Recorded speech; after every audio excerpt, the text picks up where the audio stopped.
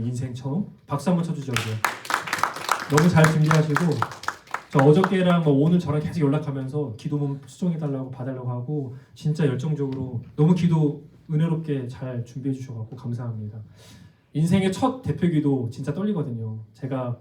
저도 중학교 3학년 때 예수님 만나고 그 중학교 3학년 때 대표기도 하면 나와갖고 엄청 떨어갖고 계속 다 틀리고 했거든요. 그래서 좀 의미 있는 날이네요. 성경제한테. 좋습니다. 감사합니다. 여러분 바쁘게 다 살고 계시나요 요즘에? 너무 바쁘게 살고 있죠? 네.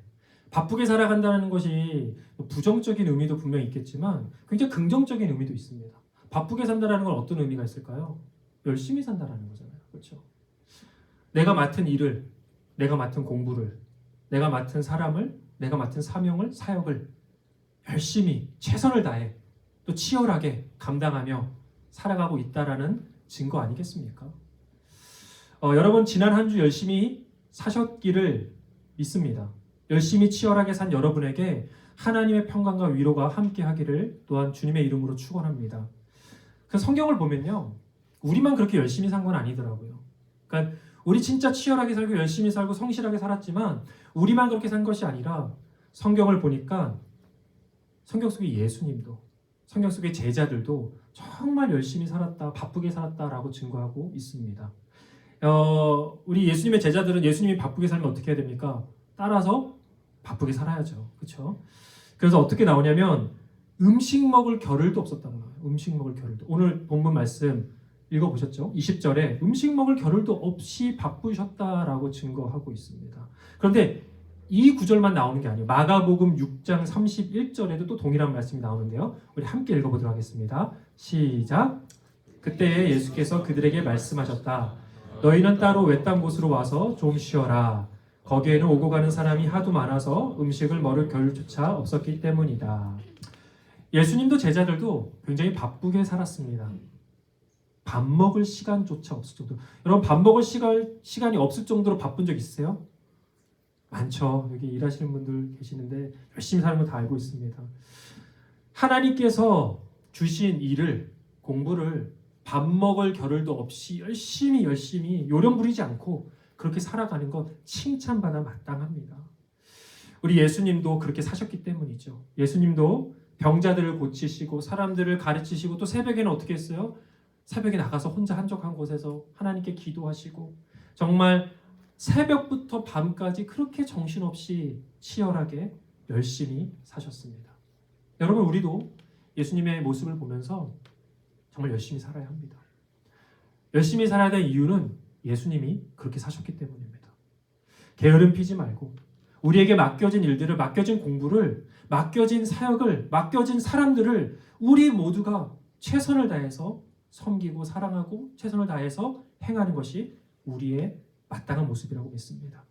그래서 최선을 다해서 하나님의 나라와 그분의 뜻을 위해서 우리가 살아갈 때요, 우리를 통해 하나님께서 기뻐 영광 받으시는 겁니다. 그래서 우리 열심히 살아야 됩니다. 화이팅! 그런데요, 안타깝게도 그렇게 열심히 치열하게 사셨던 예수님께서 억울하게 오해를 많이 받으셨어요. 참 안타깝지 않습니까? 오늘 본문 21절과 22절의 말씀 다시 한번 읽어볼게요. 시작. 예수의 가족들이 예수가 미쳤다는 소문을 듣고서 그를 붙잡으러 나섰다. 예루살렘에서 내려온 율법학자들은 예수가 바알세불이 들렸다고 하고 또 그가 귀신의 두목의 힘을 빌어서 귀신을 쫓아낸다고도 하였다. 여러분 왜 예수님이 그렇게 열심히 사셨습니까? 왜 그렇게 열심히 사셨어요? 왜 그렇게 몸을 불사르시며 밥도 안 먹어가면서 열심히 사셨어요? 생명을 살리려고, 복음을 전하려고, 하나님의 뜻을 행하기 위해서, 선한 사명을 위해서 최선을 다하신 거잖아요. 본인을 위해서 그렇게 사신 게 아니었어요. 정말 대의를 위해서, 하나님의 뜻을 위해서 그렇게 열심히 사셨는데, 그런데 가장 가까운 가족조차도 예수님이 미쳤다는 소문을 듣고 잡으러 나섰어요. 그뿐만이 아닙니다. 당시의 종교 지도자인 율법학자들은 예수님을 가리켜서 뭐라고 하냐면 귀신의 왕의 힘을 빌려갖고 지금 귀신 쫓고 있는 거야 라고 얘기했어요. 귀신 들린 거라고, 예수님한테. 근데 오해라고 하기에는 너무 좀 악의적이죠. 악의적인 오해라고 말할 수 있을 것 같아요. 여러분, 뻔히 그 열매를 보면 예수님의 사역을 상식적으로 그 삶을 보고 사역을 보기만 해도 예수님이 미쳤거나 귀신 들린 존재라고 볼 수 없는데 어떻게 이렇게 오해할 수 있냐라는 거예요. 어떻게? 이런 오해를 받는 예수님은 얼마나 억울하셨을까요? 예수님의 제자들은 또 얼마나 억울했겠어요. 예수님 따라서 열심히 하나님 나라를 위해서 그렇게 사역했는데 귀신 들렸대. 귀신의 왕의 힘을 빌려서 하는 거래. 바알세불이라는 게 파리의 왕이라는 뜻이에요. 파리의 왕. 지저분한 파리의 왕. 밥 먹을 시간조차 그렇게 없이 하나님의 뜻을 위해 생명을 살렸던 그분께서 이런 오해를 받으셨다는 것. 참으로 안타깝고 참으로 예수님 입장에서 바라볼 때는 굉장히 억울할 수 있을 것 같습니다. 그런데 이 말씀을 보면서 우리는 깨닫는 사실이 있습니다. 우리가 살아가는 인생 속에서도 여러분 충분히 이렇게 억울하고 오해를 받을 만한 일들이 벌어집니다. 벌어집니다. 여러분 예수님조차도 억울한 오해를 받으셨는데 우리야 어떻겠습니까? 우리도 옳은 일을 위해서 열심히 살고 하나님 나라를 위해서 열심히 살고 치열하게 살고 성실하게 살았는데 우리를 전혀 정반대로 오해하는 사람들이 있을 수 있다라는 거예요. 심지어 비상식적으로 또 악의적으로 여러분을 오해할 수 있습니다. 여러분 중국에서는요. 길거리에 사람이 쓰러졌잖아요. 그냥 지나간대요. 절대 건들지 않는데요. 보고도 다 지나간대요. 절대 부축하거나 돕지 않는다고 합니다. 왜요? 오해받을까 봐. 2006년에 난징에서 일어난 펑웨이 사건 이후에 넘어진 노인을 도와주다가 오히려 소송을 당하는 일들이 너무나 많았기 때문이라고 합니다. 그러니까 어떻게 하는 거예요? 누군가 다치고 도움을 요청해요. 그냥 무시하고 지나가는 겁니다. 오해받기 싫어서. 아예 애초부터 개입조차 하지 않겠다. 관심조차 주지 않겠다라는 겁니다. 그런 사회 풍조가 중국에 만연화된 거예요. 심지어는 2011년에 2살짜리 여자아이가 시장에서 넘어졌어요. 그런데 그 아이가 넘어져서 2번이나 차에 치였어요. 한 번 치이고 또 한 번 차에 치였어요. 근데 그때 지나가는 행인이 18명이나 됐습니다. 아무도 그 아이를 돕지 않았어요. 보고 다 지나갔습니다. 그게 CCTV에 다 찍혔어요. 그 영상을 보고 경악을 했습니다. 다 충격을 받았습니다. 여러분 이것은 단지 중국에서만 일어나는 일은 아니라 우리가 살아가는 삶에 있어서도 일어나는 일입니다. 도와주려다가 오히려 내가 누명을 쓰기도 하고 잘못된 오해를 받는 경우 도와주니까 내 옷보따리 달라고 하는 경우 속담에도 격언에도 있지 않습니까? 물 빠진 사람 도와줬는데 구해줬는데 내 옷보따리 달라고. 여러분 아마도 여러분이 선한 일을 하면서 의도치 않게 오해를 받은 적이 있을 것 같습니다. 얼마나 억울해요? 얼마나 힘듭니까? 얼마나 화가 납니까? 근데 여러분 우리가 옳은 일을 한다고 꼭 좋은 결과만 있는 것은 아닙니다. 세상이 그렇습니다. 사람이 그렇습니다. 바르게 살고요. 열심히 살고요. 최선을 다해서 선한 일을 한다고 해서 모두가 다 나를 인정해 주는 것도 아닙니다. 사람은요. 자신의 입장만을 생각합니다. 자신의 제한된 지식과 한계 안에서 판단하고 또 오해합니다. 그래서 억울한 일들을 살면서 계속 우리는 마주할 수 있다는 거예요. 그런데요. 그런 세상 알겠다. 그런 상황도 알겠다. 그런데 이런 억울한 상황 속에서 예수님이 어떻게 반응했는가가 우리에게 중요한 거 아닙니까? 예수님이 어떻게 반응했습니까? 예수님은 사람들이 오해하니까 억울한 누명 씌우니까 안 해. 더 이상 안 해. 복음 전하는 거 안 해. 병자 됐어요. 됐어. 안 고쳐 이제. 마음 상했어. 나 이제 복음도 안 전할 거야. 싫어. 때려쳐. 그랬습니까? 아니죠. 나를 오해하던 안 하던 나를 인정해주던 인정해주지 않던 내 열심과 최선을 알아주던 몰라주던 상관없이 예수님의 최선은 바뀌지 않았다는 거예요. 전혀 바뀌지 않았다는 겁니다. 예수님의 사명 전혀 바뀌지 않았어요. 예수님은 끝까지 선한 삶을 포기하지 않았습니다. 예수님의 열심 전혀 흔들리지 않았습니다. 설령 내 가족도, 내 친구도, 내 주변에 있는 사람들도 인정해주지 않아요. 오해하고 심지어 나를 손가락질한다 해도 여러분, 우리는 바르고 옳은 길을, 그 의의 길을 멈추지 않고 묵묵히 걸어가야 합니다. 예수님께서 그렇게 최선을 다해 그 좁은 길, 아무도 가지 않는 그 길을 걸어가셨던 것처럼 우리도 그 길을 걸어가는 겁니다. 주님의 뜻을 행하고 생명을 살리고 하나님의 의와 진리를 지키기 위해 열심히 치열하게 우리 살아야 합니다. 그렇게 예수님처럼 당당하게 최선을 다해 살아갈 때 우리를 통해서 우리의 삶 속에서 생명이 살아나고 하나님의 나라가 임할 것을 주님의 이름으로 믿습니다. 그리고 이 말씀을 통해서 우리가 만나는 또 다른 깨달음이 있습니다. 사람을 함부로 판단하고 오해하면 안 된다는 거예요. 우리는 모두 다 죄성을 가진 인간입니다. 죄인이에요, 죄인. 지극히 한계투성의 인간입니다. 그렇기 때문에 내가 마치 다 아는 것처럼, 내가 마치 가장 의인인 것처럼, 내가 가장 옳은 사람인 것처럼 행동하며 다른 이들을 자신의 생각과 관점으로 섣부르게 판단한다면 그것은 가장 교만하고 어리석고 또 미련한 일입니다. 로마서 2장 1절이 이렇게 증거하는데요. 함께 읽어보겠습니다. 시작. 그러므로 남을 심판하는 사람이여 그대가 누구이든지 죄가 없다고 변명할 수 없습니다. 그대는 남을 심판하는 일로 결국 자기를 정죄하는 셈입니다. 남을 심판하는 그대도 똑같은 일을 하고 있기 때문입니다.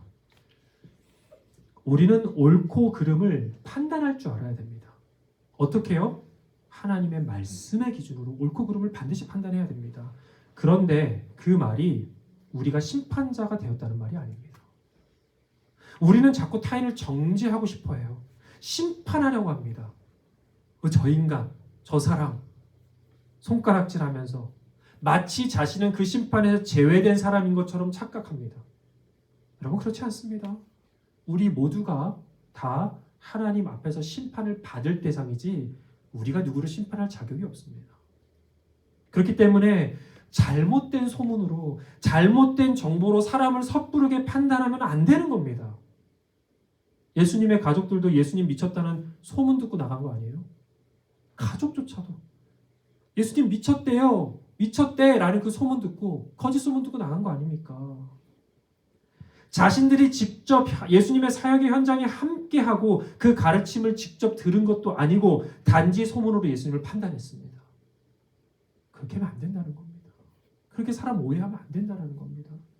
뿐만 아니라 여러분, 항상 내가 누군가를 판단하기 전에 나는 정말 하나님 앞에서 정직하고 바르게 살아가고 있는가, 그것을 먼저 판단하는 것이 하나님의 자녀들의 마땅한 모습이라는 겁니다. 여러분, 제가 큐티 시리즈 설교하면서 뭐라고 말씀드렸어요? 하나님의 말씀은 가장 우선적으로 누굴 가리킨다고요? 나를 가리킨다고 말씀드렸잖아요. 나를.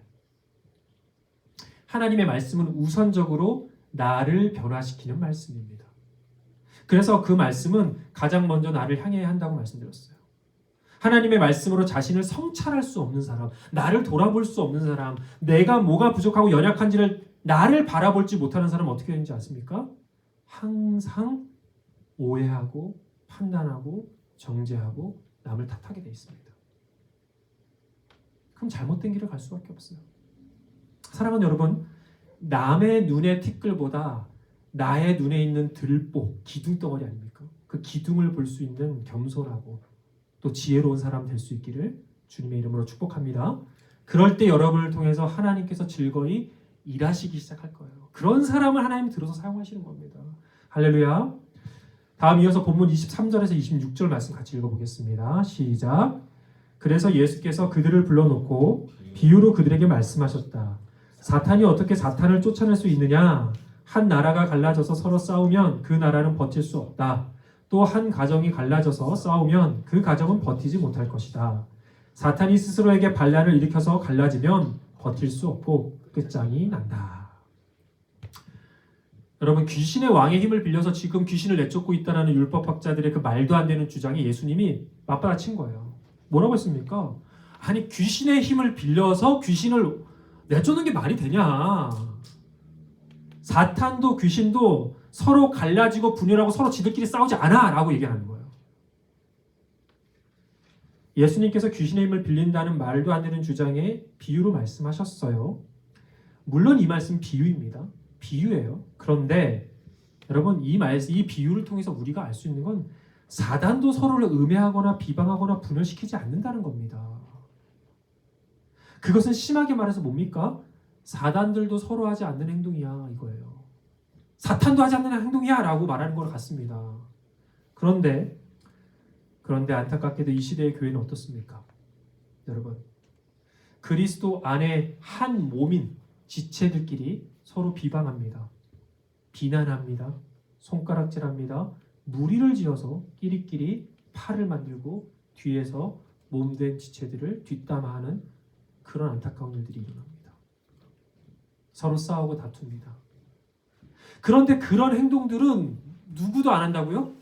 심하게 말해서 사탄도 안 하는 행동이라는 거예요. 귀신도 안 하는 행동이라는 거예요. 물론 비유이긴 하지만 이 비유 속에서 우리는 그렇게 볼 수 있는 겁니다. 그런데 하나님의 자녀라고 하는 사람들이 그리스도로 구원을 받고 한 가족이요 한 몸이 된 지체들끼리 어떻게 서로 비방하고 손가락질하고 팔을 나누고 뒷담화할 수 있냐는 거예요. 우리 지난주 화요일에 매주 화요일마다 우리 1대1 제자 훈련을 하거든요. 인도자반. 그때 주제가 바로 교제였습니다. 교제. 하나님과의 교제, 성도들 간의 교제. 근데 거기서 예수 믿는 사람들은 반드시 지체의식이 있어야 된다라고 했어요. 기억나시죠? 참석하신 분들 지체의식? 안 물어볼게요. 근데 제 눈을 피하시길래 지체의식이란 뭡니까? 공동체 안에 우리는 한 몸이라는 그 진리를 인식하고 마음에 새기면서 서로를 어떻게 하라는 거예요? 사랑하고 섬기고 세워주라는 거예요. 또 섬기고 용납하라는 겁니다. 그래서 한 공동체 안에서 야, 저 사람은 없었으면 좋겠다. 저 사람은 진짜 좀 싫어. 저 사람은 없었으면 좋겠어. 떠났으면 좋겠어. 사라졌으면 좋겠어. 라는 거 아니라는 거예요. 마치 어떤 거랑 같습니까? 오른손이 왼손 보고 쟤 없었으면 좋겠어. 사라져버렸으면 좋겠어. 한 몸인데. 그거랑 똑같다라는 거예요. 여러분 우리는 주 안에 한 몸이라고 성경이 분명히 증거하고 있어요. 그래서 서로를 어떻게 해요? 보듬어줘요. 이해해줘야 됩니다. 사랑해줘야 됩니다. 용납해줘야 됩니다. 품어줘야 되고 섬겨줘야 됩니다. 그것은 선택이 아니라는 거예요. 우리의 당연한 모습이라는 겁니다. 그런데 그것은요 단지 우리 교회 공동체에만 국한된 이야기가 아니에요. 그쵸? 우리 얘기 나눴었죠? 우리 교회끼리만 잘 지내면 돼. 사랑이 넘치고 언제나 넘치며 우린 좋아. 근데 옆 교회는 싫어. 라이벌이야. 안 됐으면 좋겠어. 그러면 안 된다는 거예요. 여러분, 옆에 교회가 만약 어려움에 처하면 마치 나의 어려움처럼 여기는 것, 그래서 도와주고 격려해주고 기도해주는 것이 그리스도 안에 몸된 교회의 모습이라는 거예요. 근데 안타깝게도 옆에 교회가 실제로 옆에 교회가 잘 안 돼갖고 문제가 생겨서 문을 닫는다고 하면 그 옆에 있는 교회가 박수를 친대요. 이 성도가 늘겠구나 이러면서. 여러분 이건 진짜 현실입니다. 왜 교회끼리 서로를 욕하고 싸우고 다투고 경쟁해야 됩니까? 왜 손가락질해야 됩니까? 우리는 주 안에 한 몸인데. 그건 어떤 거라고요? 사단들도 하지 않는 행동이라는 겁니다. 우리는 지체의식을 가지고 그리스도 안에서 한 몸인 우리 성도들 또 교회들끼리 서로 연합하고 서로가 서로를 도와주고 이끌어주고 밀어줘야 된다는 겁니다. 지체의식을 가지고. 저는 우리 마르페 교회가 그런 교회가 될 수 있기를 간절히 소망합니다. 그런 교회를 함께 세워갈 수 있기를 간절히 소망합니다. 이어서 함께 본문 27절의 말씀을 읽어보겠습니다. 시작. 먼저 힘센 사람을 묶어놓지 않고서는 아무도 그 사람의 집에 들어가서 세간을 털어갈 수 없다. 묶어놓은 뒤에야 그 집을 털어갈 것이다. 여러분 예수님께서 이 말씀도 비유로 하신 건데요. 이 비유에서 힘센 사람은 무엇을 가리키냐면 사탄을 가리키는 거예요. 그래서 그 사탄을 결박시키고 무력화시켜야 그들에게 붙잡히바 된 그 사람들, 된 자들, 영혼들을 자유케 할 수 있다는 말입니다. 그러니까 예수님께서 귀신을 쫓잖아요. 그건 뭐냐면 귀신을 결박시켜서 귀신에 묶인 바 된 사람들을 내가 빼놓는 거야. 구원시키는 거야. 이거를 얘기하시는 거예요. 근데 이 예수님의 말씀을 통해서 우리는 무엇을 깨닫냐면 사단이 힘센 자라는 거예요. 왜 강한 자라는 표현을 썼겠습니까? 왜 강한 자라는 표현을 썼겠어요? 이 표현은 여기서만 나오는 게 아니에요. 에베소서 2장 2절에 사탄을 가리켜서 뭐라고 하냐면 공중권세 잡은 자라고 말합니다. 이 세상의 통치자라고 말해요. 이 세상의 신이라고 고린도후서 4장 4절은 말해요. 베드로전서 5장 8절에 우는 사자처럼 삼킬 자를 찾는다고 말합니다. 우는 사자. 그러니까 뭐냐면 성경은 사탄을 결코 우습게 보지 않아요. 만만케 보지 않습니다. 얕잡업을 대상으로 보지 않습니다. 물론요, 여러분, 우리가 예수 그리스도 안에 있을 때 아무런 힘도 없습니다. 그들은. 사탄은 아무런 힘도 없어요. 그러나 그 밖에 있을 때, 예수 그리스도 밖에 있을 때 우리는 사탄의 강력한 유혹과 시험에 넘어질 수밖에 없다는 겁니다. 많은 사람들이 그런 말을 해요. 나는 사탄도 예수님도 믿지 않아. 따르지 않아. 나는 아무것도 안 믿어. 그냥 나는 나를 믿어. 나를 믿고 나는 내가 믿는 대로 살 거야. 그게 좋아. 제가 그 유학생 사역하면서 선교하면서 정말 많이 만났어요. 이런 사람들. 정말 많이 만났습니다. 나는 나를 믿어. 나는 사탄도 안 믿고 예수님도 안 믿어. 마치 자기가 종교 중립지대에 있는 사람인 것처럼 얘기를 합니다. 그런데 여러분, 오늘 본문 말씀과 동일한 사건을 기록한 마태복음에서 예수님께서 이 비유를 하시고 한 가지 말씀을 더 말씀하셨어요. 그러니까 똑같은 사건을 다룬 본문에서 예수님께서 이 비유를 하시고 바로 이 말씀을 더 하셨는데요. 마태복음 12장 29절에서 30절 말씀 함께 읽어보겠습니다. 시작. 사람이 먼저 힘센 사람을 묶어놓지 않고서 어떻게 그 사람의 집에 들어가서 세간을 털어갈 수 있느냐? 묶어놓은 뒤에야 그 집을 털어갈 수 있다라고 말씀하셨죠. 똑같은 말씀이죠. 그 다음에 함께 읽겠습니다. 시작. 나와 함께하지 않는 사람은 나를 반대하는 사람이요, 나와 함께 모으지 않는 사람은 해치는 사람이다. 되게 극단적으로 보입니까? 나와 함께하지 않는 사람은 나를 반대하는 사람이다. 나와 함께 모이지 않는 사람은 나를 따르지 않는 사람은 나를 해치는 사람이다. 이렇게 말씀하신 이유가 뭐냐면요, 예수님 밖에 있다면 사단의 지배를 받을 수밖에 없다는 거예요. 사탄을 너무 우습게 보지 말아야 됩니다, 여러분. 분명히 우스운 존재가 예수 그리스도 안에 있을 때는, 인간이 아무리 여러분 도덕적으로 살려고 해도 예수님께 붙어있지 않으면 결국 죄와 유혹에 넘어져서 주님의 뜻에 반하는 삶을 살아갈 수밖에 없어요. 결론은 뭡니까? 그래서 결론은 뭐예요? 예수님께 딱 붙어 있으라는 거예요. 딱 붙어 있으라는 겁니다. 포도나무에 붙여 있어야 되는 거 아니에요? 가지가? 그래야 너희가 살 것이다라고 말씀하셨어요. 여러분, 우리가 예수님 안에 거하고 예수님께 붙어 있으면 사탄이 떠나갑니다. 사탄이 떠나갑니다. 요한일서 5장 18절 말씀입니다. 함께 읽겠습니다. 시작. 하나님에게서 태어난 사람은 누구든지 죄를 짓지 않는다는 것을 우리는 압니다. 하나님에게서 태어나신 분이 그 사람을 지켜주심으로 악마가 그를 해치지 못합니다. 여러분, 사탄은 아무리 강력한 힘으로 우리를 위협하고 우리를 유혹한다 할지라도 예수 그리스도 안에 있으면 우리는 안전합니다. 여러분, 안심하십시오. 안심하십시오. 사탄은 그리스도 안에 있는 여러분을 절대 해하지 못합니다. 절대 해하지 못합니다. 사랑하는 여러분, 예수님 안에 거하시기를 축복합니다. 예수님께 쭉 붙어 있어갖고 절대 떨어지지 마세요. 그래야 여러분 삽니다. 그분의 안전한 그늘 아래서 영원한 생명과 영원한 평강을, 영원한 기쁨을 누리시기를 주님의 이름으로 축복합니다. 끝으로 본문 28절에서 30절까지 말씀을 다시 읽어보겠습니다. 시작. 내가 진정으로 너희에게 말한다. 사람들이 짓는 모든 죄와 그들이 하는 어떤 비방도 용서를 받을 것이다. 그러나 성령을 모독하는 사람은 용서를 받지 못하고 영원한 죄에 매인다. 예수께서 이 말씀을 하신 것은 사람들이 그는 악한 귀신이 들렸다 하고 말하였기 때문이다. 분명 예수님 안에 거하는 자는 안전합니다. 영원한 생명을 얻고요, 영원한 기쁨과 영원한 평안을 얻습니다. 사탄의 어떠한 공격에서도 용서를 받고 영원한 그 생명으로 나아갈 수 있어요. 그런데 문제는 뭐냐면요, 돌이키지 않는 자들도 있다라는 거예요. 그분 안으로 들어오지 않는 자들도 있다라는 겁니다. 여러분, 죄를 회개하고요, 예수님께 돌이키는 자는 어떻게 됩니까? 누구든지 용서를 받습니다. 누구든지 환영을 받습니다.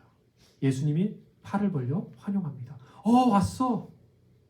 마치 탕자의 아버지처럼 탕자가 돌아왔을 때 가락지 껴주고 옷 갈아입혀주고 껴안지 않습니까? 입에 볼에 입 맞추고. 누구든지 아무리 어떤 죄인이라도 예수님께 돌이켜서 회개하고 돌아가면 예수님이 우리를 환대하십니다. 용서해 주십니다. 그러나 돌이키냐 아니냐는 우리의 선택에 달려 있습니다. 성령님은 우리에게 끊임없이 죄악의 길을 가지 말라고 우리 안에서 소리치십니다. 그렇게 하면 안 돼! 그렇게 하면 안 되라고 소리치세요. 말씀을 통해서 말씀하시고요. 믿음의 지체와 교제를 통해서 말씀하시고요. 우리의 양심을 통해서 말씀하세요. 그렇게 하면 안 돼. 그거 죄야. 그렇게 살면 안 돼. 성령님은 우리를 죄의 길에서 돌이켜서 의의 길로 예수님께 향하도록 수고하고 애쓰십니다. 그러나 결코 성령님은 우리의 의지를 꺾어버리시지 않습니다. 우리를 강제로 끌고 가시지 않습니다. 왜냐하면 그분은 인격적인 하나님이시기 때문이죠. 우리와 그런 관계를 원하시지 않습니다. 우리가 스스로 선택해서 우리의 의지로 그 길을 선택해서 기쁘게 따라오기를 주님이 기다리시고 또한 인내하시는 거예요. 그래서 결코 강요와 억지로 우리를 끌고 가시지 않습니다. 우린 로봇 아닙니다. 우리와 인격적인 자녀의 관계를 원하시는 거예요. 그래서 본문에서 말하는 성령을 모독해서 용서를 받지 못한다는 이 죄는요, 용서를 못 받는 죄가 따로 있다라는 게 아닙니다. 이 말은 우리가 돌이키지 않아서 성령님께서 그렇게 인내하시고 계속 말씀하시고 계속 애쓰시고 수고하시는데 마음을 닫고 귀를 닫고 눈을 닫고 죄의 길을 계속 걸어가는 사람들은 스스로 용서받지 못함을 선택한다는 의미예요. 그게 성령을 모독하는 겁니다. 성령을 거스르는 거예요. 사도행전 7장 51절을 보면요, 스테반 집사는요, 자신을 죽이려고 하는 그 악한 유대 지도자를 향해서 이렇게 소리칩니다. 함께 읽겠습니다. 시작. 목이 곧고 마음과 귀에 할례를 받지 못한 사람들이여, 당신은 언제나 성령을 거역하고 있습니다. 당신의 조상들이 한 그대로 당신들도 하고 있습니다. 하나님의 은혜를 쏟아 부어 주었음에도 하나님의 말씀을 거부하고 완고하게 교만하게 하나님의 뜻을 거부했던 광야의 조상들처럼 너희도 지금 그렇게 성령을 거역하고 모욕하고 있다는 말입니다. 하나님께서 말씀하셨습니다. 이 백성이 듣기는 들어도 깨닫지 못하고 보기는 보아도 알지 못한다. 자기들의 악한 마음에 깨와 완악한 대로 그 등을 내게로 향하고 그 얼굴을 내게로 향하지 않는구나 하면서 비탄하셨습니다. 사랑하는 여러분, 우리를 사랑하시고 우리를 위해서 아낌없이 은혜를 부어주시는 그 하나님에게 등을 돌리고 귀를 막고 마음을 막고 돌이키지 않는다면 그 끝은 파멸과 사망입니다. 사랑하는 여러분, 성령님께서 저와 여러분에게 말씀하실 때, 소리치실 때 우리는 즉시 돌이켜서 우리의 얼굴을 주님을 향해 돌이켜야 합니다. 그것이 우리를 위해 이 땅에 오셔서 자신의 목숨을 바치시기까지 사랑하신 예수님을 향한 우리의 마땅한 반응인 줄 믿습니다. 그렇게 살아가는 저와 여러분 되기를 축복합니다. 말씀을 정리하겠습니다. 이 땅에서 선한 일을 위해 최선을 다하셨던 예수님조차도 억울한 오해를 받으셨습니다. 악의적인 비난을 받으셨습니다. 그러나 결코 그 길을 포기하거나 사명을 멈추지 않으셨습니다. 아니, 더욱더 열심히 부르신 사명을 향해 달려가셨습니다. 이것이 바로 우리가 쫓아가야 할 예수님의 모습임을 믿습니다. 또한 우리는 하나님의 말씀의 기준으로 옳고 그름을 판단할 수 있지만 결코 누군가를 정죄하고 심판하는 심판자가 되어서는 안 됩니다. 결국 그 심판의 칼날이 나를 향할 것이기 때문입니다. 뿐만 아니라 우리는 같은 그리스도의 몸된 지체들을 사랑하고 품어주고 용서하고 용납해야 됩니다. 왜요? 음해하고 분열시키는 것은 사단들도 하지 않는 행위라고 했습니다. 그 정도로 악한 행위라는 겁니다.